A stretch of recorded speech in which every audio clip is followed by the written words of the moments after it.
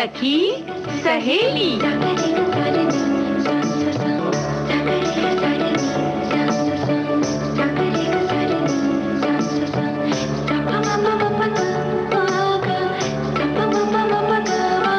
सखी सहेली।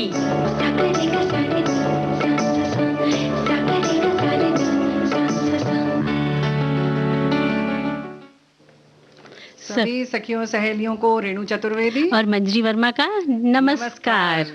वो कैसी है रेणु जी? भाई बिल्कुल ठीक है। और हमेशा की तरह जब हमारे साथी मिल जाते हैं, यानी सखी सहेली कार्यक्रम में हमारे सब श्रोता जुड़ जाते हैं, तो भाई जो ये हमारा होना, अच्छा होना जो है वो दुगुणित हो जाता है, खुशी और हो जाती है। और फिर जाहिर है कि हम बहुत सारी बातें करते हैं। और आज हम अंतर्राष्ट्रीय एस्टेरॉयड डे पर बात करेंगे, है ना? बिल्कुल, उस पे बात करेंगे।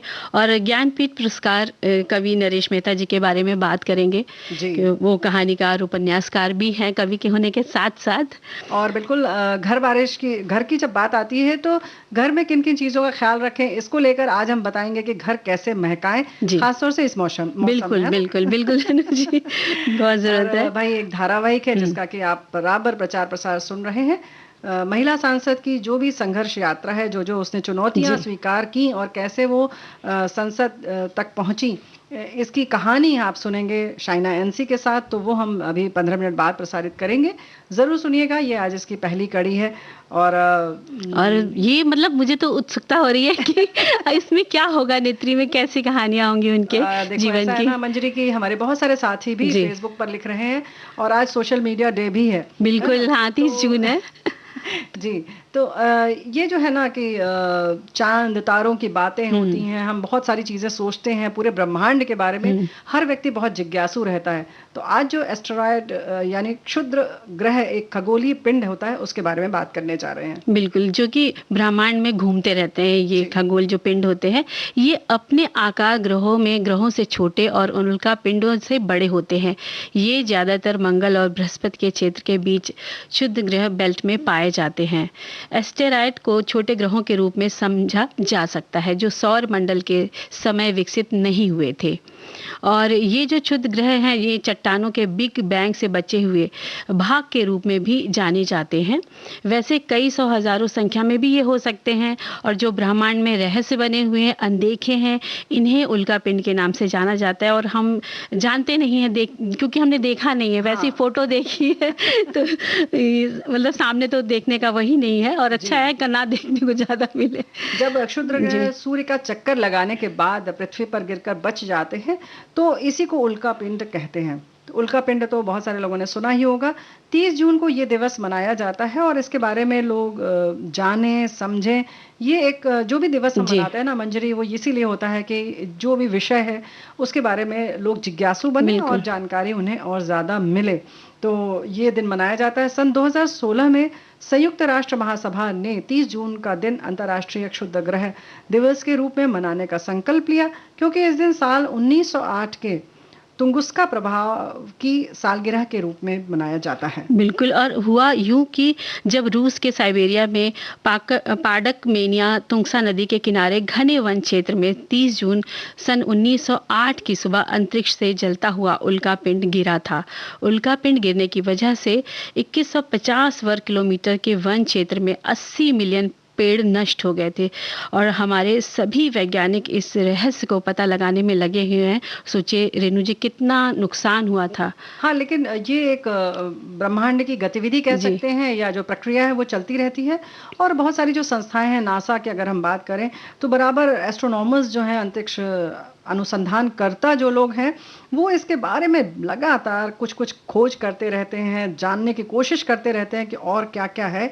और ख़ास तौर से ये जो ग्रह गिरते हैं, वो उल्का पिंड हों या एस्ट्रोनॉइड की ये जो इसकी बात है, एस्ट्रॉयड की बात है, ये सब किस तरह से तकलीफ दे सकते हैं या क्या क्या नुकसान कर सकते हैं, इसलिए ये पहले से सजग रहने की कोशिश करते हैं।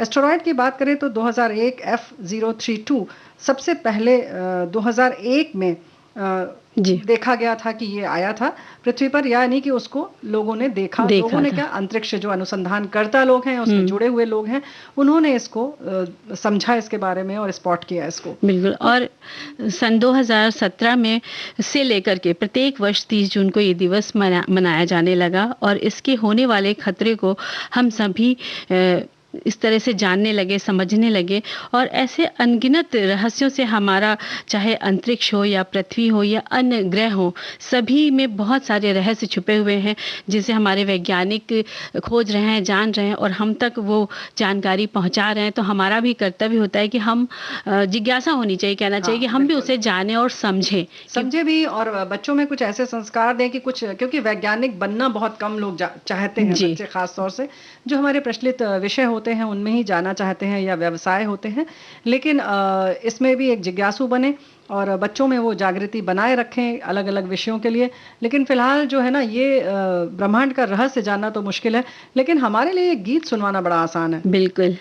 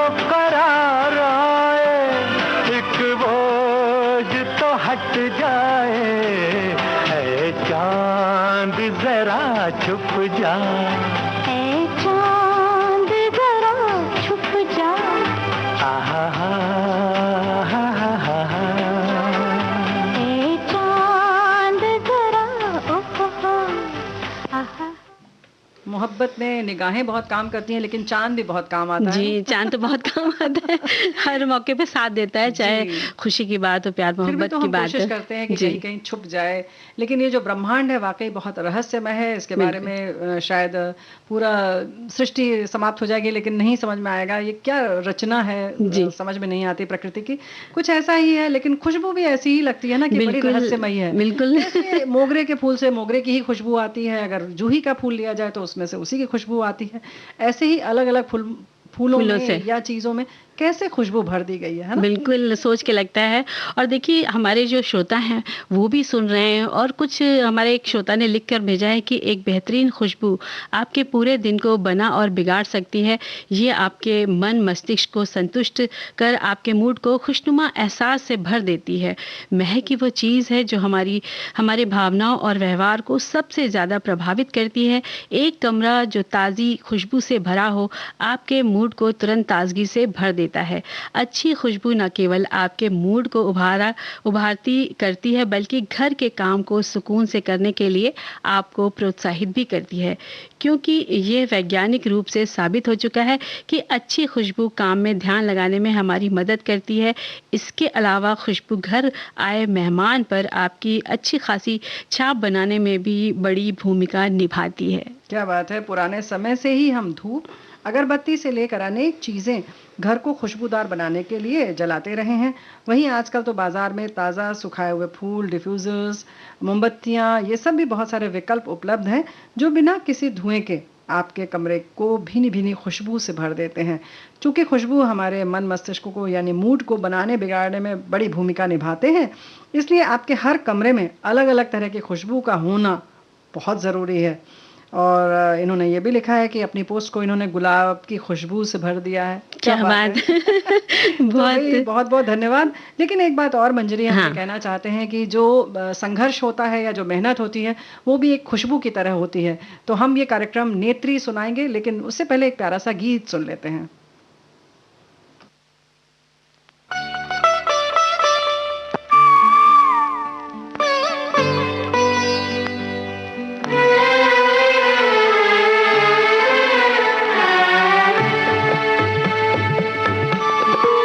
सुमन सुधा रजनी चंदा आज अधिक क्यों भाए। सुमन सुधा रजनी चंदा आज अधिक क्यों भाए। सुमन सुधा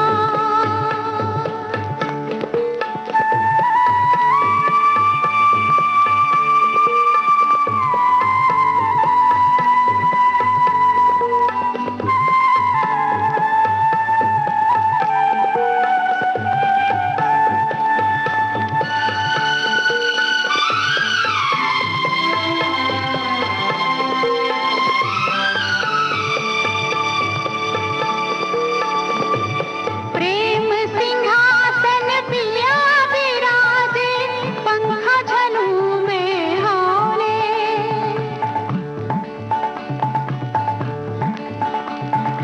मोहित मुग्ध उन्हीं को ताको बन मयूर मन डोले।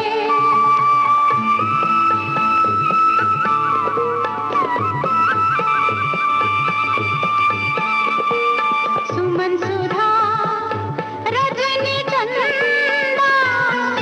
आज अधिक क्यों भाए। सुमन सुधा रजनी चंदा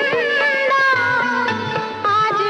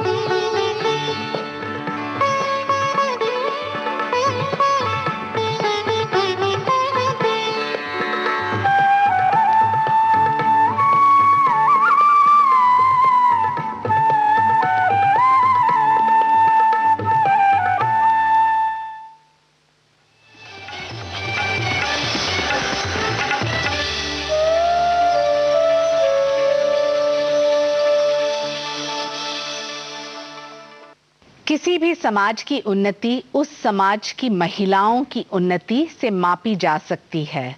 8 मार्च यानी महिला अंतर्राष्ट्रीय दिवस। अपने घर से लेकर देश की तरक्की में महिलाओं ने हर तरह से अपना योगदान दिया है। साल के 365 दिन उनकी बलिदान और परिश्रम को याद किया जाए तो भी कम है। 8 मार्च का दिन महिलाओं द्वारा की गई हर तपस्या का प्रतीक है और कुछ खास महिलाओं के बलिदान, परिश्रम और सफलता की कहानी पर आधारित है हमारा कार्यक्रम नेत्री, महिला सांसद और उनकी कहानी।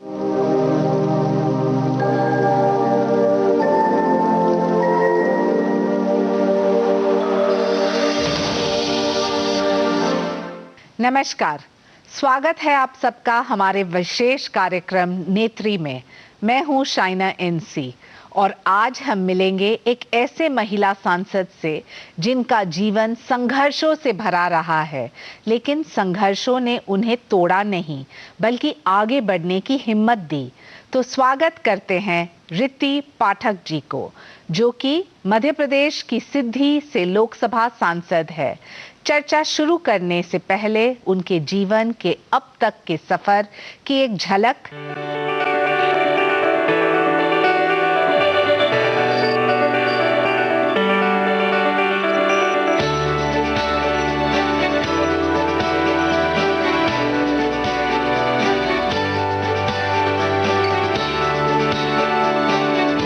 सीधी लोकसभा क्षेत्र से सांसद रीति पाठक का जन्म 1 जुलाई 1977 को सिंगरौली जिले के खटकरी गांव में हुआ था। पिता पेशे से वकील होने के नाते रीवा में रहकर वकालत करते थे, जिसके कारण रीति की प्रारंभिक स्कूली शिक्षा दीक्षा रीवा में हुई। उच्च शिक्षा एमए 1999 और एलएलबी 2002 में अवधेश प्रताप सिंह विश्वविद्यालय रीवा से ही किया। रीति की छात्र राजनीति की शुरुआत 1994-95 में तब हुई जब उन्हें कन्या महाविद्यालय में संयुक्त सचिव के लिए चुना गया। इसके बाद साल 1997 में रीति का विवाह सीधी जिले के पतुलिखी गांव निवासी रजनीश पाठक के साथ हुआ, जो पेशे से समाज सेवक हैं। यूं तो रीति का संसद तक का सफर संघर्षों से भरा रहा। एक सामान्य परिवार में संघर्षों के बीच रीति राजनीति से शादी के बाद दूर हो गई थी, लेकिन पति रजनीश की इच्छा पर रीति ने फिर से राजनीति में उतरने का फैसला किया। तो डेफिनेटली देखिए, कोई भी चीज़ की शुरुआत होती है जब उसकी आवश्यकता होती है। डेफिनेटली ये प्रकृति का नियम है। हमारे क्षेत्र में वैक्यूम एक क्रिएट था। ओवरऑल डेवलपमेंट अपने क्षेत्र का नहीं हो पाया था। एनी कम्युनिकेशन आप ले सकते हैं, road communication, railway, highway, Airways, overall हम लोग डिस्कनेक्ट थे। उस वैक्यूम को फुलफिल करने के लिए हम लोगों ने एक प्रयास किया। It's just not a politics, एक सोशल सर्विस है, यू कैन से। तो और डेफिनेटली इनका नेचर, इनका जो एक स्वाभाविक नेचर है, वो ऑलरेडी एक सोशल कामों में रुचि रखना और बड़े अच्छे तरीके से मैनेज करना, वो इनको आता है। तो डेफिनेटली इन्होंने स्टार्ट किया तो सिंपल सी बात है, पत्नी तो अर्धांगिनी होती है, तो न तो हम उनके बिना पूरे हैं, न वो हमारे बिना पूरी हैं। तो दोनों का उसमें अगर एक बराबर चलें तो सही स्पीड पकड़ता है, सही गति पकड़ता है। तो और ये इनके अंदर वो काबिलियत थी, वो सक्षमता थी, हर चीज़ थी। तो सपोर्ट तो कोई ऐसा इशू नहीं है, वो नेचुरल है। छात्र जीवन से ही राजनीति में रुचि रखने वाली रीति ने 2009 से राजनीति की शुरुआत की और पहली बार जिला पंचायत सदस्य और जिला पंचायत अध्यक्ष निर्वाचित हुई। साल 2010 में भाजपा की सदस्यता ली और 2014 में लोकसभा चुनाव लड़ी और जीतकर आज अपने संसदीय क्षेत्र का प्रतिनिधित्व कर रही हैं। मैं रीति पाठक, जो लोकसभा की सदस्य निर्वाचित हुई हूँ, ईश्वर की शपथ लेती हूँ कि विधि द्वारा स्थापित भारत के संविधान के प्रति सच्ची श्रद्धा और निष्ठा रखूंगी। क्षेत्र में भी इनका दौरा काफ़ी रहता है और अपने क्षेत्र के विकास के लिए भी काफ़ी प्रयासरत रहती है। मैं इनको तो कभी शांत बैठते नहीं देखा है। और आज रीति पाठक कई समितियों की सदस्य भी हैं। रीति आज महिलाओं के लिए प्रेरणा और आदर्श हैं। आइए उन्हीं से सुनते हैं उनके जीवन की कहानी, उनकी जुबानी। बहुत अच्छा लगता है जब एक सक्षम महिला सांसद जो 2 बार जीत के आई है, एक ग्रामीण क्षेत्र से पंचायत से लेके पार्लियामेंट तक, ये सफर कैसा रहा है? सबसे पहले तो मैं आपका धन्यवाद करती हूँ कि आपने इस कार्यक्रम के लिए मुझे बुलाया, क्योंकि ये कार्यक्रम कहीं ना कहीं मेरे लिए बहुत प्रमुख है। महिला अंतर्राष्ट्रीय दिवस। आपने पूछा कि पंचायत से राजनीति तक का सफर। शाना जी, मैं बहुत मध्यम वर्गीय परिवार से संबंध रखती हूँ। मेरा जन्म सिंगरौली जिले के एक छोटे से गांव में हुआ जिसका नाम खटखरी है। वहाँ मेरा जन्म हुआ और शिक्षा दीक्षा के लिए मेरे पापा जी अधिवक्ता थे और अभी भी अधिवक्ता हैं। वो 70 साल से ज़्यादा की आयु हो गई है, लेकिन अभी भी उनकी प्रैक्टिस उन्होंने बंद नहीं की है। वहाँ मेरी शिक्षा दीक्षा हुई, मेरा स्कूल कॉलेज वहीं से हुआ। सिंगरौली और रीवा के बीच में एक और डिस्ट्रिक्ट आता है जहाँ मेरी शादी हुई, सीधी में, जिसके नाम से मेरा पूरा संसदीय क्षेत्र जाना जाता है। और उस शादी के बाद में मैं मिजोरम चली गई और 14 वर्ष का सफ़र मैंने मिजोरम में तय किया। और वहाँ से आने के बाद मेरे पति रजनीश पाठक जी की जो प्रेरणा थी मेरे लिए कि तुम्हें ग्रामीण क्षेत्रों के लिए, तुम्हें समाज के लिए अगर कुछ करना है तो इससे अच्छा उपाय कुछ नहीं हो सकता है। शिवराज सिंह चौहान जी के उस नेतृत्व में मैं पंचायत का सफ़र मेरा तय हुआ और राजनीति के इस संसद का सफ़र मैं तय कर पाई। कौन सा ऐसा एक अनुभव है जिससे एक MA LLB राजनीति में आती है और फिर संसद पहुंचती है? शाना जी, बचपन से ही मेरा जो स्वभाव था ना, वो किसी भी समस्या को समाधान करने के लिए जुझारू प्रवृत्ति का स्वभाव था।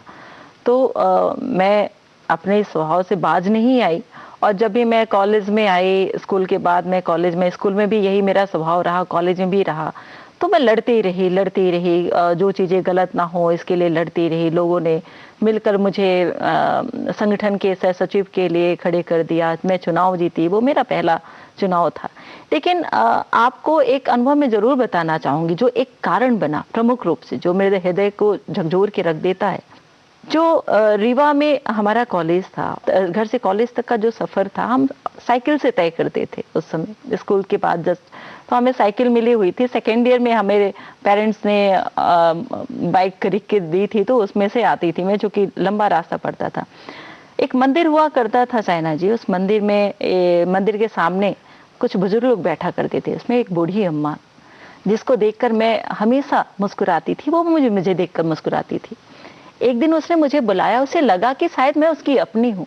एक दिन उसने मुझे बुलाया, बोला बेटा, उसने एक गंदा सा कागज निकालकर, जो सफ़ेद तो था लेकिन गंदगी के कारण वो दूसरे कलर का रंग का हो चुका था, बोली बेटा एक चिट्ठी मेरे लिए लिख दोगे?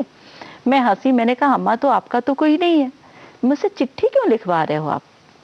बोली बेटा ये चिट्ठी लिखना है किसी बड़े आदमी के लिए, जो वहाँ पर नेता है ना, उन्होंने वहाँ के स्थानीय नेता का नाम बताया, क्योंकि कॉलेज के परिसर से कुछ दूर ही उनका घर हुआ करता था। उन्होंने लिखवाया और चिट्ठी में लिखवाया कि मुझे वृद्धा पेंशन की ज़रूरत है, वरना आगे का जीवन मैं जी नहीं पाऊंगी, मुझे 2 जून की रोटी भी नसीब नहीं हो पाती। मैंने लिखा, मुझे मेरे मन के अंदर तो बहुत दुख जैसा लगा, लेकिन फिर भी मैंने उनको लिखा और मैंने कहा अम्मा आप देकर आना। दूसरे दिन मैंने पूछा जब कि अम्मा चिट्ठी दिया आपने? अम्मा ने कहा चौकीदार को दिया है, लेकिन अभी तक कोई संदेश आया नहीं। कुछ दिनों बाद सैना जी दिवाली की छुट्टियां होती हैं और दिवाली की छुट्टियों के बाद करीब 10 दिन के बाद मैं वापस कॉलेज लौटती हूँ। मैंने अम्मा को देखा नहीं। मैंने फूल वाले भैया से पूछा जो मंदिर के सामने हुआ करते थे, मैंने कहा भैया अम्मा यहाँ पर बैठा करती थी, कहाँ चली गई? बोले आपको पता नहीं है कि अम्मा कहाँ गई? अम्मा तो इन्हीं सीढ़ियों पर, उनका एक दिन देहांत हो गया, उनकी मृत्यु हो गई और उन्होंने जाने से पहले कहा कि आज भी मुझे भूखे पेट ही जाना पड़ रहा है। तो क्या आपको लगता है कि उस अम्मा की वजह से आप राजनीति में आए? शायद सैना जी, क्योंकि पंचायत से राजनीति तक का सफर, अभी भी आपका प्रश्न मेरा खत्म नहीं हुआ, ये सबसे बड़ा कारण था राजनीति में आने का। दूसरा, एक मेरा स्वभाव हुआ करता था कि बचपन से ही कोई भी समस्या अगर सामने आई तो समस्या की जड़ तक जाना और उसको सुलझाने का प्रयास करना। लेकिन सोचा जाए तो आप MA LLB हैं और फिर नेशनल पॉलिटिक्स में अचानक से आ जाना, लोकसभा इलेक्शन लड़ना, दूसरी बार लोकसभा इलेक्शन लड़ना, क्या आपको लगता है कि बचपन से ये आपका लक्ष्य था? देखिए, बचपन से तो कभी भी मुझे लगता है कि किसी का लक्ष्य नहीं होता। बचपन से कितने लक्ष्य बदलते हैं, बदलते रहते हैं, रोज नए लक्ष्य बिल्कुल बदलते हैं। पर इसके बाद जो ये घटना हुई, इस घटना ने मुझे झकझोर दिया था। ये सवाल भी उसी घटना के साथ जुड़ा हुआ है सैना जी, इसलिए मैं इसको जरूर बताना चाहूंगी। उसके बाद मेरी शादी हुई, ग्रेजुएशन करने के बाद मैं मिजोरम चली गई, आइजोल में मेरा रहना हुआ। घर, बच्चे, पति, सामाजिक चीजें, ये सारी चीजों में व्यस्त हो गई, लेकिन कहीं ना कहीं ये घटना मुझे झकझोरती रही। पर मैं ऐसा मानती हूँ कि ये घटना सबसे बड़ा कारण थी।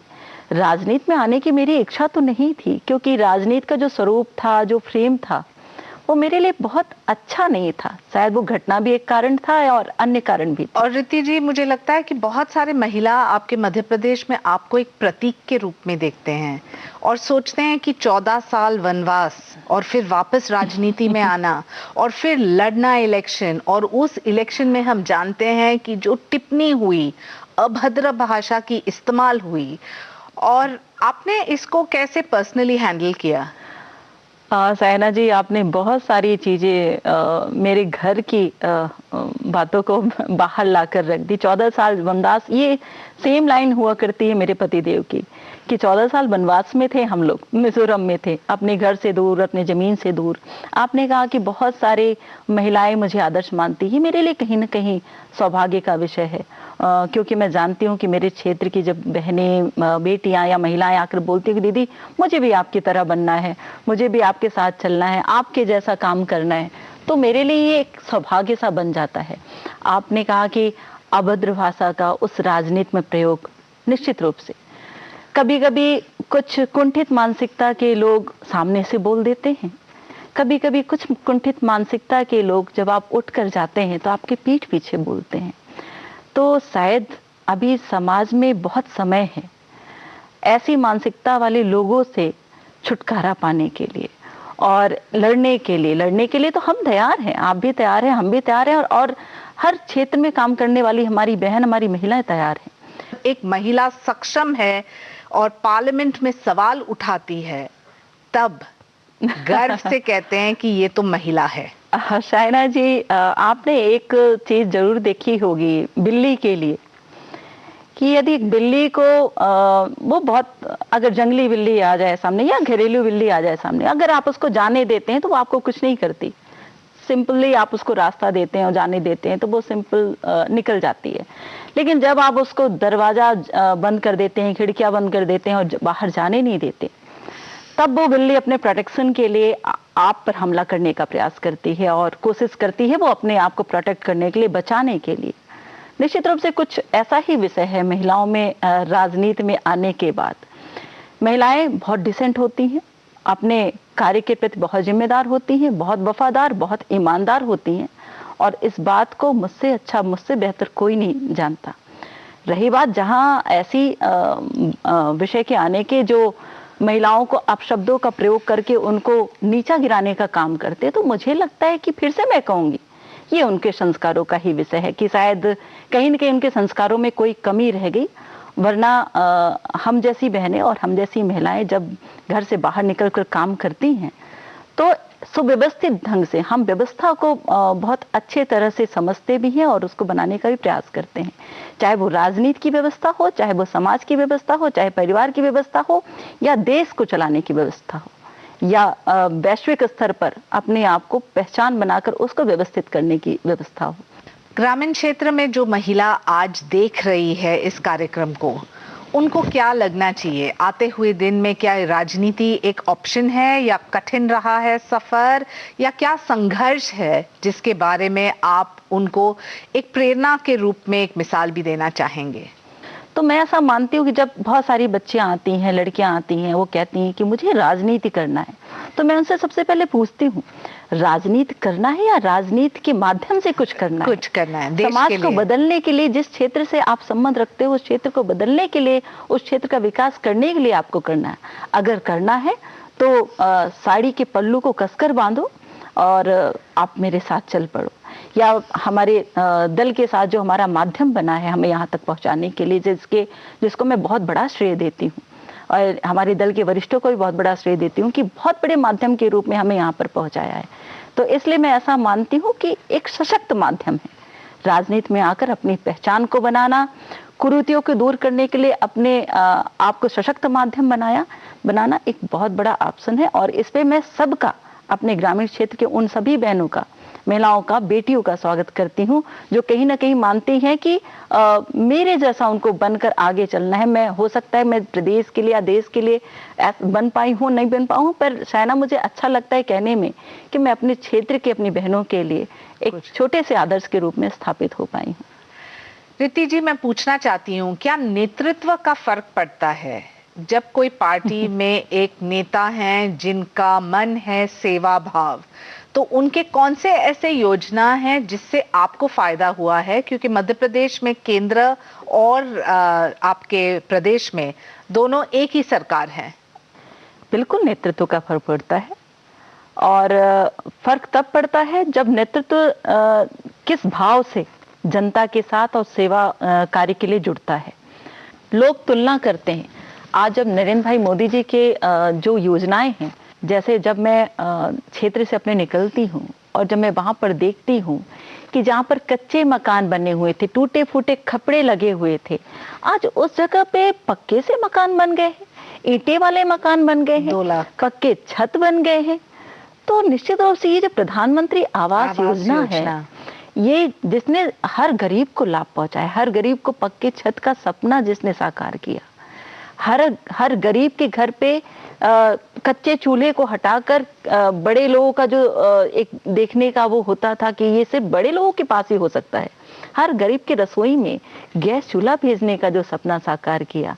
आज आयुष्मान भारत के तहत आज बताइए 5 लाख का योगदान। एक ऐसा गरीब जो अपने दवाई के लिए 5,000 का खर्च नहीं कर सकता, एक ऐसे गरीब की पत्नी या माँ छुपा छुपा कर अपनी बीमारियों को सिर्फ इसलिए रखती थी कि यदि उसने अपने घर के मालिक या मुखिया को बता दिया तो वो पैसा कहाँ से लेकर आएगा, जिसकी रोज की कमाई सिर्फ 200, 300 या 500 हुआ करती थी। तो आज उसकी व्यवस्था के लिए, उसके इलाज के लिए 5 लाख रुपए की योजना है। आज देखिए गांव के कोनों कोनों में आज प्रधानमंत्री के उस योजना के माध्यम से पंडित दीनदयाल उपाध्याय की जो योजना है वो उससे सारे गांव के कोने कोने जगमगा रहे हैं। क्या महिला का समर्थन करती है, या आपके निजी जिंदगी में आपको लगता है कि पुरुष का हाथ ज्यादा रहा है, फैमिली सपोर्ट रहा है? किसने रीति पाठक जी को 2 बार संसद तक अपने वोटर्स तो अपने जगह है, लेकिन सपोर्ट सिस्टम कहाँ है? देखिए, एक ऐसा विषय है कि जब आप की शुरुआत होती है, आपके अस्तित्व को निखारने या बढ़ाने के लिए किसी की प्रेरणा की जरूरत पड़ती है। और वो प्रेरणा मेरे लिए बनकर उभरे मेरे पति रजनीश पाठक जी, और उनका बहुत बड़ा योगदान रहा। और ये मेरे लिए गर्व का विषय है कि मैं एक ऐसी महिला हूँ जो किसी पुरुष के माध्यम से जिसके अस्तित्व में निखार आया, जिसके व्यक्तित्व में निखार आया। निश्चित रूप से बहुत बड़ी बात है। निश्चित रूप से मैं इस बात को मानती हूँ और मानते रहूंगी, और मैं सबको मानती हूँ कि बिना परिवार के सहयोग से आपके अंदर की जो आत्मबल की जो मजबूती है वो हो सकती है, लेकिन कहीं ना कहीं कमी होती है। एक कोना जो है वो खाली रहता है। परिवार का जो सहयोग है वो आपके आत्मबल को बहुत ज्यादा बढ़ाता है। बहुत अच्छा कहा आपने। और मैं पूछना चाहती हूँ कि जो महिला इस कार्यक्रम को देख रहे हैं और खास तौर से ग्रामीण क्षेत्र में, उनको एक मैसेज और एक संदेश आप देना चाहते हैं कि राजनीति में क्यों आए या क्यों न आए? देखिए, मैं उनके लिए यही संदेश देना चाहूंगी। मैं मेरी बहनों के लिए, बेटियों के लिए, मेरी सहेलियों के लिए, जो इस राजनीति, मेरी सहेलियां मेरी हमदम बन चुकी हैं, उनके लिए ये कहना चाहती हूँ कि जरूर आपको घर से बाहर निकलना है, और घर से बाहर निकलकर आपको समाज के लिए, भले ही माध्यम आपका राजनीति हो, आपको आपके समाज के लिए कुछ सोचना है, कुछ करना है, आगे बढ़ने का प्रयास करना है।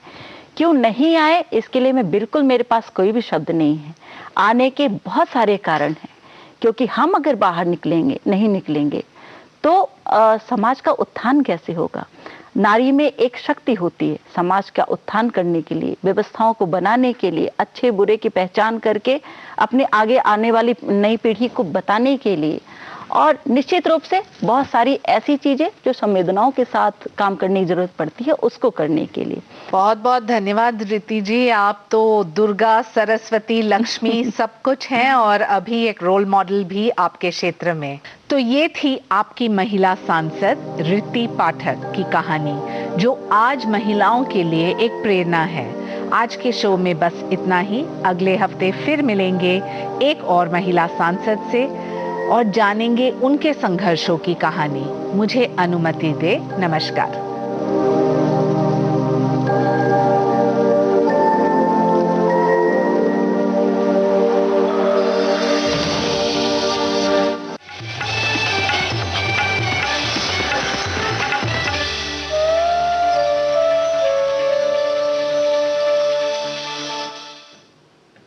भाई देखो, ऐसा है ना कि ये जो कितनी प्रेरणादायी बात और किस तरह का आत्मविश्वास रीति जी में दिखाई दिया, हमें सुनाई पड़ा।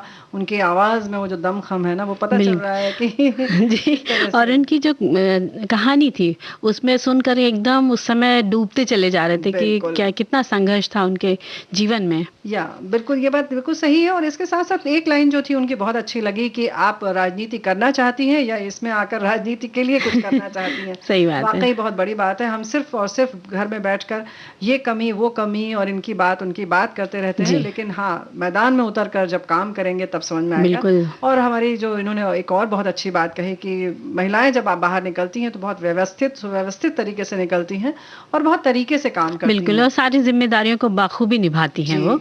और देखिए ना रेणु जी, आज है 30 जून, सभी को पता है, लेकिन आज सोशल मीडिया दिवस भी है क्योंकि आज तो सभी मतलब ये लोग इसी से जुड़े हुए हैं, इंटरनेट से, सोशल मीडिया से। इसमें दूरियां बहुत हैं कि नजदीकियों में तब्दील हो गई हैं। और आज जो कार्यक्रम हम तुरंत दे रहे हैं, लोग इसकी प्रशंसा भी लिखकर भेज रहे हैं, ये सिर्फ इसी माध्यम का ही कमाल है ना। बहुत सारे पुराने दोस्त मिल गए इसके माध्यम से, फिर बहुत सारी चीजें ताजा हो गई, बहुत सारे ऐसे व्यंजन थे, खासतौर से अगर बहनों की बात है तो जरूर करेंगे बिल्कुल, कि जो बहुत पुराने जमाने के थे, उनको बनाने की विधि बड़ी आसानी से हमें मिल जाती है। और कला भी तो सीखी लोगों ने इसी माध्यम से। गायन में भी लोग रुचि ले रहे हैं, बहुत सारे प्रोग्राम कर रहे हैं सोशल मीडिया पे, तो बहुत सारी चीजें हैं इसमें, है ना। और साल 2010 में 30 जून के दिन ही सोशल मीडिया दिवस के रूप में मनाने की शुरुआत हुई थी। और हर समय अपने स्मार्टफोन के ज़रिए हम इससे जुड़े रहते हैं। सोशल मीडिया के ज़रिए हम बहुत सारी जानकारी हासिल करते हैं कि कहाँ क्या क्या हो रहा है और कितनी प्रतिभाएं हमें वहाँ पर मिलती हैं, ज्ञानवर्धक बातें होती हैं। और रेणु जी, बिजनेस का भी एक माध्यम हो गया है हमारा सोशल मीडिया। बिल्कुल माध्यम हो गया है। इसके साथ साथ अगर हम बात करें तो आधुनिक तकनीक का कमाल है कि ठीक है, मौसम की जानकारी होती थी लेकिन आम जन तक नहीं पहुँच पाती थी, अब पहुँच जाती है। इसी तरह से बहुत सारी चीज़ें जो एकदम कहना चाहिए प्रामाणिक हो, अद्यतन हो, वो हमें तुरंत मिल जाती हैं। ख़ासतौर से इस अगर हम दिक्कत की बात करें इस कोरोना काल में भी, तो हमें बहुत ज़्यादा जो भी जानकारी थी उसको जुटाने के लिए बहुत संघर्ष नहीं करना पड़ा, बड़ी आसानी से मिल रही थी। तो सोशल मीडिया का कमाल तो है ही। और गानों की भी जब बात आती है तो हम कोई भी गाना कहीं भी कभी भी सुन लेते हैं। बिल्कुल, और ये जो है विविध भारती का भी कमाल है। बिल्कुल कमाल है। चलिए सुनते हैं गीत।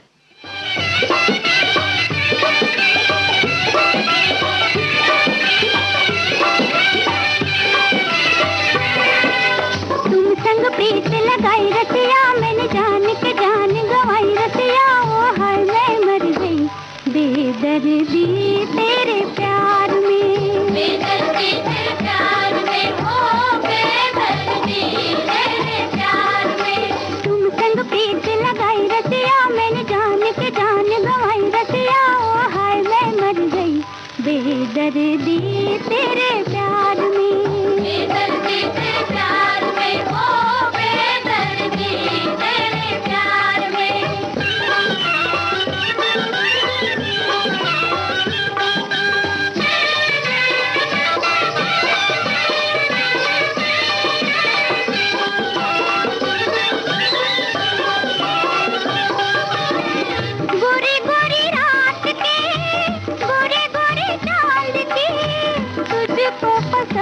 राजा लौट के आ जाए, तुझको कसम राजा लौट के आ जा।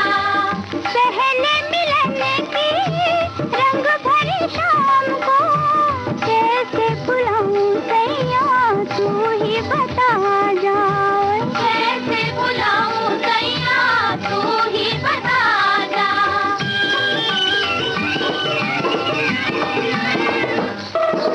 मौसम ले अंगड़ाई रसिया, मैंने जान के जान गवाई रसिया, ओ हाय मैं मर गई ओ सोनिया तेरे प्यार में, ओ सोनिया तेरे प्यार में, ओ बेदर्दी तेरे प्यार में।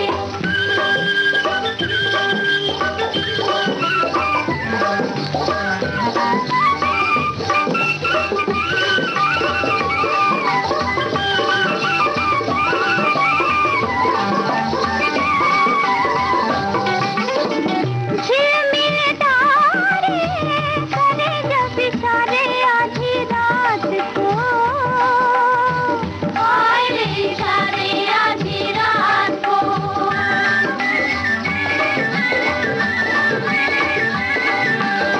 जागे जागे सजना याद करूं तेरी हर बात को,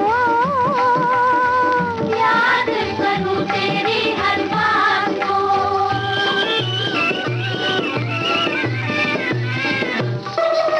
अब से नींद न आई रसिया, मैंने जान के जान गवाई रसिया, ओ हाय मैं मर गई ओ चनवे तेरे प्यार में, ओ चनवे तेरे प्यार में, ओ बेदर्दी तेरे प्यार में।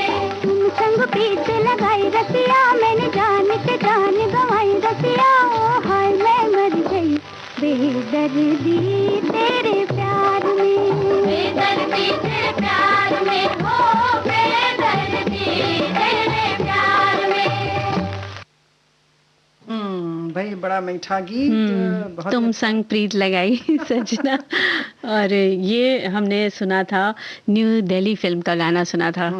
और अब जैसे कि हम आज बात करने वाले हैं ज्ञानपीठ पुरस्कारों की, तो उसमें आज हम बात करेंगे कवि, साहित्यकार, कहानीकार नरेश मेहता जी की। आधुनिक कविता को नई व्यंजना के साथ एक नया आयाम दिया वे हैं हिंदी के यशस्वी कवि श्री नरेश मेहता, जिन्हें उनकी साहित्यिक सेवाओं के लिए सन 1992 में ज्ञानपीठ पुरस्कार से सम्मानित किया गया। और नरेश मेहता का जन्म सन 1922 में मध्य प्रदेश के मालवा क्षेत्र के शाजापुर कस्बे में हुआ। बनारस विश्वविद्यालय से इन्होंने एमए किया और ऑल इंडिया रेडियो इलाहाबाद में कार्यक्रम अधिकारी के रूप में इन्होंने कार्य किया। जी, नरेश मेहता की भाषा संस्कृत निष्ठ खड़ी बोली रही और शिल्प और अभिव्यंजना के स्तर पर उसमें काफ़ी कहना चाहिए एकदम ताजगी थी और एक नयापन भी है। विषय के अनुरूप बहुत खूबसूरती से, बहुत भावपूर्ण आपकी लेखनी चलती है और इतना प्रवाह रहता है कि पढ़ने वाला बिल्कुल मंत्रमुग्ध हो जाता है। उनके काव्य में उन्होंने बहुत अच्छे तरीके से, वैसे भी कविताएं जो होती हैं अपनी बहुत खूबसूरत शिल्प के लिए जानी जाती हैं। तो जैसे कि हमने पहले भी कहा कि शिल्प इनकी बड़ी खूबसूरत होती है, लेकिन इसके साथ साथ अपने काव्य में इन्होंने रूपक, मानवीकरण, उपमा, उत्प्रेक्षा, अनुप्रास, अलंकारों का भी बहुत खूबसूरती से प्रयोग किया। और इसके साथ साथ ऐसा नहीं कि सिर्फ प्राचीन उपमानों का ही प्रयोग किया, बल्कि नवीन उपमानों के साथ ही भी उन्होंने अपनी लेखनी चलाई और नवीन द्वंद्वों का भी प्रयोग बड़ी खूबसूरती से आपने किया। नवीन जो उनका विषय जो था नवीन भी था और उसके साथ साथ छंद और उसके साथ साथ जो परंपरागत चीजें थीं, अलंकार और ये सब उपमानों का भी उन्होंने इस्तेमाल किया। और रेणु जी, जब इन सब का लेखनी में हम शामिल करते हैं, उपयोग करते हैं, तो कविता बहुत ही सुंदर बनके सामने आ जाती है। और इसी तरह उन्होंने दूसरा सप्तक के वे जो थे प्रमुख कवि के रूप में प्रसिद्ध हुए। इसके साथ ही उन्होंने इंदौर से प्रकाशित चौथा संसार हिंदी दैनिक का संपादन भी किया। उन्होंने सन 1942 में भारत छोड़ो आंदोलन में भी सक्रिय रूप से भाग लिया था। और आपका मूल नाम जो था वो पूर्ण शंकर शुक्ला था। नरसिंहगढ़ की राजमाता ने इनका नाम नरेश रखा था, बाद में नरेश मेहता के नाम से इनको ख्याति मिली। तो यानी कि हम ये कह सकते हैं कि नरेश मेहता बहुमुखी प्रतिभा के धनी साहित्यकार थे, जिन्होंने हिंदी साहित्य की अनेक विधाओं पर अपनी लेखनी चलाई। और उनकी प्रमुख रचनाओं की बात करें तो बहुत सारे काव्य संग्रह भी हैं, प्रबंध काव्य है, कहानी संग्रह है, उपन्यास है। लेकिन 4 पंक्तियां सुनाना चाह रहे हैं मंजरी, है ना। पीले फूल कनेर के, ये शीर्षक है कविता का और यहीं से शुरू होती है कविता। पीले फूल कनेर के पथ अगोरते, सिंदूरी बड़री अखियन के, फूले फूले दोपहर के, दौड़ी हिरना बन बन अंगना, बेतवनों की चोर मुरलिया, समय संकेत सुनाए, नाम बजाए, सांझ सकारे, कोयल तोतों के संग हारे, ये नयन तारे खोजे कूप बावली झाऊ, बाट बटोही जमुन कछारे, कहाँ रास के मधुपलास हैं, कहाँ रास के मधुपलास हैं, बट शाखाओं पे सगुन टाकते मेरे मिथुन बटेर के, पीले फूल कनेर के, पाट पट गए कगराए तट, सरसों घेरे खड़ी हिलाती, पीत सवरिया सूनी पगवट, सखी फागुन की आया मन पे हलद चढ़ गई। हलद यहाँ पर हल्दी के लिए जी। सखी फागुन आया मन पे हलद चढ़ गई, मेहंदी महुए की पछुआ में नील सरेखी लाज उड़ गई, कागा बोले मोर अटरिया, इस पाहुन बेला में तूने चौमासा क्यों किया पिया, ये टेसू सी नील गगन में हलद, चांदनी उगाई री पर अभी न लौटे, उस दिन गए सवेर के, पीले फूल कनेर के। कितनी खूबसूरत कविता, और जो शब्द का इस्तेमाल हुआ है हिंदी के, तो वो बहुत ही जाने पहचाने शब्द और बहुत मन में उतरते हुए शब्द है ना। और हलद सरीखी लाज उड़ गई, क्या बात है, बहुत सुंदर, बहुत भाव से भरी ये कविता थी।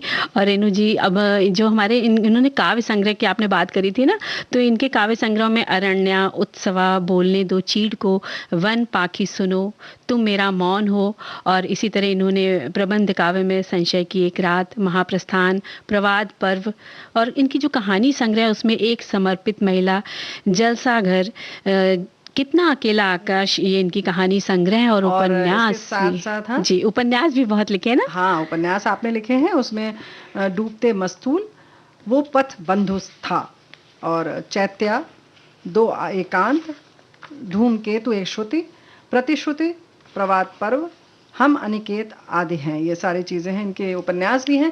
और खूब आपने लिखा, और बड़े सरल शब्दों में, बड़े प्यारे शब्दों में जो प्रवाह है, वो जैसे अभी हमने कविता आपको सुनाई, उसमें देखते बनता है। बिल्कुल देखते बनता है। और रेणु जी, नरेश मेहता जी को सन 1988 में साहित्य अकादमी पुरस्कार भी मिला। इस तरह उन्होंने उपन्यास, कहानी, नाटक, निबंध, यात्रा, वृत्तांत, कविता पर भी लेखनी चलाई।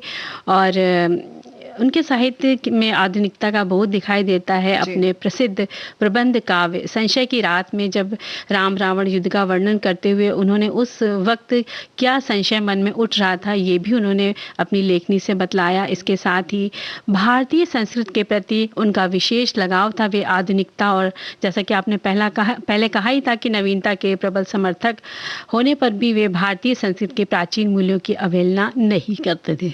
बिल्कुल। और अगर हम देखें तो उनके लेखन में मंजरी, अगर पढ़ा हो तो सामान्य जनजीवन की झलक, अभी जो कविता भी है, जैसे समाज का यथार्थ चित्रण, मान्यताओं परंपराओं को आपने उकेरा है बड़ी खूबसूरती से, और इंसान की जो भावनाएं हैं वो बड़ी प्यार से आपने प्रस्तुत की हैं। इससे मन ओतप्रोत हो जाता है, और सारे संसार को एक कुटुंब के समान मानने वाला ही ऐसा कर सकता है। ये आपकी लेखनी से लगता है, और इसीलिए वे सभी के लिए सुख शांति की कामना करते हुए दिखते हैं अपने रचनाओं में। और उनके काव्य में प्रकृति चित्रण जो है, प्रकृति चित्रण की एक अनूठी ही छटा देखने को मिलती है। बिल्कुल। और इनकी जो कविता है रेणु जी, हिमालय के तब आंगन में, हिमालय के तब आंगन में झील में लगा बरसने स्वर्ण, पिघलते हिमवानों के बीच खिलखिला उठा धूप का वर्ण, शुक्र छाया में सूना फूल देख, उतरे थे प्यासे मेघ, तभी सुन किरणाशों की टाप, भर गई उन नैनों में बात, हो उठे उनके अचल लाल, लाज कुमकुम में डूबे गाल, गिरी जब इंद्र दिशा में देवी, सोम रंजित नैनों की छाह, रूप के उस वृंदावन में। क्या बात है, वाह। और आगे है, व्योम का ज्यों अरण्य हो शांत, मृगी शावक सा अंचल थाम, तुम्हें मुनि कन्या सा घन कलांत, तुम्हारी चंपक बाहों बीच हटीला लेता आंखें मीच, लहर को स्वर्ण कमल की नाल, समझ कर पकड़ रहे गजबाल, तुम्हारे उत्तरीय के रंग, किरण फैला आती हिम श्रृंग, हंसी जब इंद्र दिशा में देवी, सोम रंजित नैनों की छाह, मलय के चंदन कानन में, हिमालय के तब आंगन में।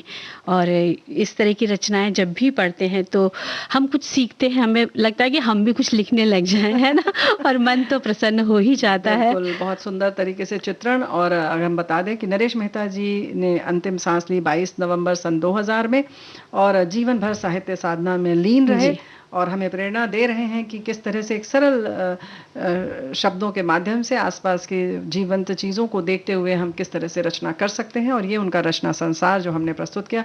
और हम अब गीत प्रस्तुत करते हैं। बिल्कुल।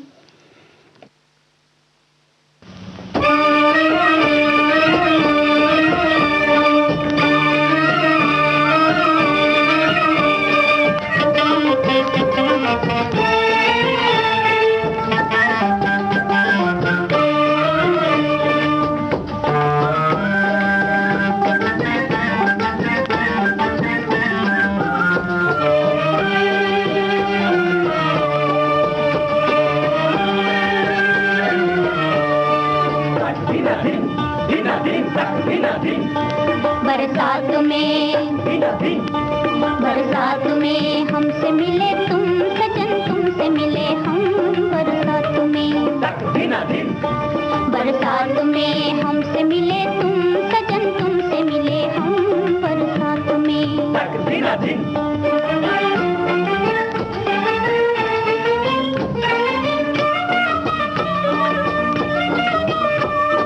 प्रीत ने सिंगार किया, मैं बनी दुल्हन, मैं बनी दुल्हन, सपनों की रिमझिम में नाच उठा मन, मेरा नाच उठा मन। आज मैं तुम्हारी हुई, तुम मेरे सनम, आज मैं तुम्हारी हुई, तुम मेरे सनम, तुम मेरे सनम। बरसात में, बरसात में हमसे मिले तुम सजन, तुमसे मिले हम बरसात में।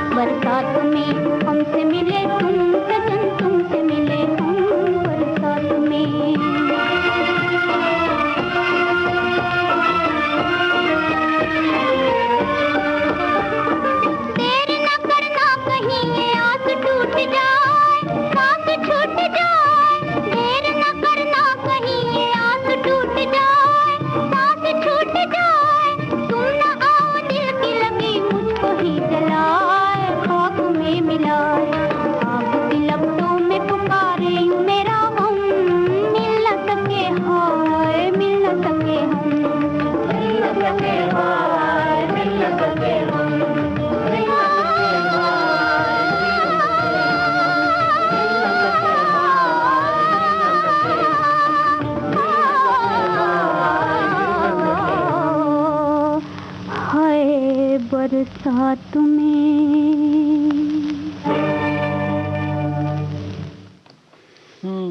बरसात में इतना प्यारा गाना है। और बस इसमें भी किस तरह से कवि अपनी भावनाएं व्यक्त करते हैं और इतनी खूबसूरती से लिखा हुआ ये गीत।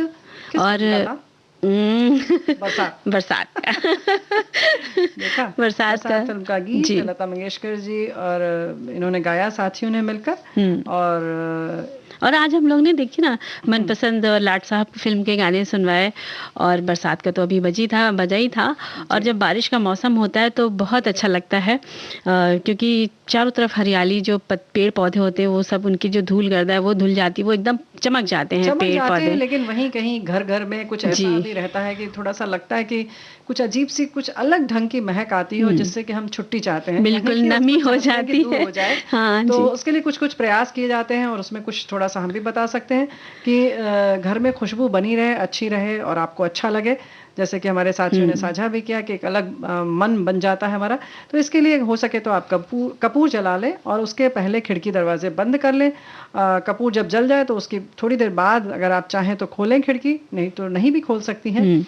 और इसके साथ साथ ऐसा करने से क्या होता है, जो भी संक्रमण होता है फंगस आदि का, उससे छुटकारा मिलता है और गंध से छुटकारा मिलता है। और उसके साथ साथ एक जो कपूर की अपनी भीनी भीनी खुशबू है वो अलग आनंद देती है। बिल्कुल। और इसके साथ साथ आप चाहें तो थोड़ी सी जो आपके घर में हवन सामग्री हो उसको भी आप जला करके कर सकते हैं, जो भी आपके पास मिल जाए, या अगरबत्ती है, धूप है, इसको भी आप जला सकते हैं। और अगर आपके पास आपके पसंद के फूल कहीं मिल जाएं आपको, तो उनको कांच के बाउल में रख सकते हैं, पानी भर करेंगे, जिससे कि वो आपका घर महकेगा और सुंदर भी दिखेगा। और या जो आपके पास पंखुड़ियाँ हैं, गेंदे की जो पंखुड़ियाँ होती हैं वो बहुत महकती हैं, जरा सा हाथ में लेते ही वो महकने लग जाती है। तो उसको भी आप पानी में उबाल करके, छान के, ठंडा करके, स्प्रे बॉटल में भर के आप उसको स्प्रे कर सकते हैं, उस तरह से भी कर सकते हैं। अरे वाह। तो ये एक तरीका है जो प्राकृतिक रूप से, प्राकृतिक रूप से कर सकते हैं। कमरे को जो खुशबूदार रखने का, यानी रूम फ्रेशनर जो हम प्रयोग में लाते हैं, उसके स्थान पर हम इसका प्रयोग कर सकते हैं। और बेला मोगरा तो है ही है अपना, जो बहुत ऐसे ही आप रख दीजिए, इसको भी उबाल के कर सकते हैं। नहीं, उसकी जरूरत नहीं है उसको तो आप पानी में रख लीजिए और वैसे ही महकने लगता है। बिल्कुल। तो यानी कि कोई भी ऐसी तश्तरी हो या शीशे का बड़ा बाउल हो, उसमें थोड़ा पानी डालकर उसमें आप डाल देंगे ये ताजे फूल, तो कमरे में खुशबू बनी रहेगी। जी। और जो कीड़े मकोड़ों के डर से जो हम लोग खिड़कियां नहीं खोलते हैं, दरवाजे बंद रखते हैं, तो क्या होगा कि आपके घर में गंध भरी रहेगी। तो आप थोड़ी देर के लिए सुबह शाम सिर्फ बंद करिए, जिस समय कीड़ों का लाइट जलाते कीड़े अंदर आने लगते, उस समय बस बंद करिए, बाकी आप खोल के रखिए। या आपके घर में खिड़की दरवाजा जाली लगी हो तो बहुत अच्छी बात है, तब तो फिर आप पूरे टाइम खोल सकते हैं। मतलब वही है कि जैसे आप देखें कि बारिश का पानी अंदर आ रहा है तो बंद कर लें, फिर अगर लगे धूप आ गई है तो फिर खोल लीजिए। थोड़ा सा व्यायाम मेहनत तो करना ही पड़ेगी, व्यायाम करती रहें तो अच्छा रहेगा। इससे आपके घर भी अच्छा रहेगा और शरीर भी आपका स्वस्थ रहेगा। और कुछ नहीं तो रुई के फाहे में, अगर आपके पास कोई भी खुशबूदार इत्र वगैरह है तो आप उसको भी रुई के फाहे में छिड़क करके आप रख सकती हैं, तो वो भी महका देगा। हाँ, ये भी बात अच्छी है। और बहुत सारे ऐसे इत्र होते हैं जो पुराने हो जाते हैं, तो उनको आप ऐसे भी डाल सकती हैं पानी में और उसका भी स्प्रे कर सकती हैं। इसके साथ साथ और भी चीज़ें ज़रूरी हैं, जैसे कि हमारे पायदान हो, वो सब जो बहुत मोटे कपड़े होते हैं वो नमी रखते हैं अपने अंदर, और उसकी वजह से कुछ एक अलग ढंग की महक कमरों में भरी रहती है। तो कोशिश करें जैसे ही धूप आए उन्हें सुखा दें खूब अच्छी तरह से, ताकि वो एकदम सूख जाए। ऐसे ही साबुन आदि का भी ध्यान रखें, धूप आए तो उन्हें दौड़ दौड़ के सुखाइए आप, एक्सरसाइज कीजिए। और रेणु जी, नमक भी गंध को सोख लेता है, नमी को सोखता है, तो आप चाहें तो नमक भी कटोरी में या आप कपड़े की थैली में बनाकर रख सकते हैं, लेकिन इसको आप 2-3 दिन बाद आप बदलते रहिए, तो वो नमी और कीड़े मकोड़े भी नहीं आते हैं। और इसी के साथ साथ जो पोछे का कपड़ा होता है उसकी सफाई पर बहुत ध्यान दें, बहुत जरूरी है, क्योंकि उसमें जर्म्स बहुत हो जाते हैं, तो आप रोज अपने उस कपड़े को धोइए। जर्म्स तो होते हैं, लेकिन एक जो उसमें अलग ढंग की जो महक होती है वो भी आ जाती है, तो बेहतर है उसको सुखाएं, उसके संग संग इत्र आदि का भी इस्तेमाल करें। लेकिन फिलहाल हम छुट्टी लेना चाहते हैं, बिल्कुल समय नहीं है। तो मंजरी वर्मा और रेणु चतुर्वेदी का नमस्कार।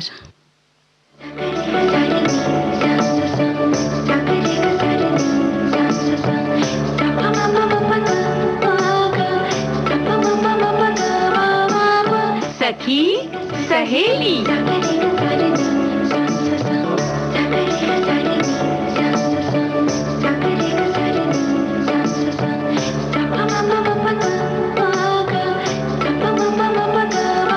सखी सहेली।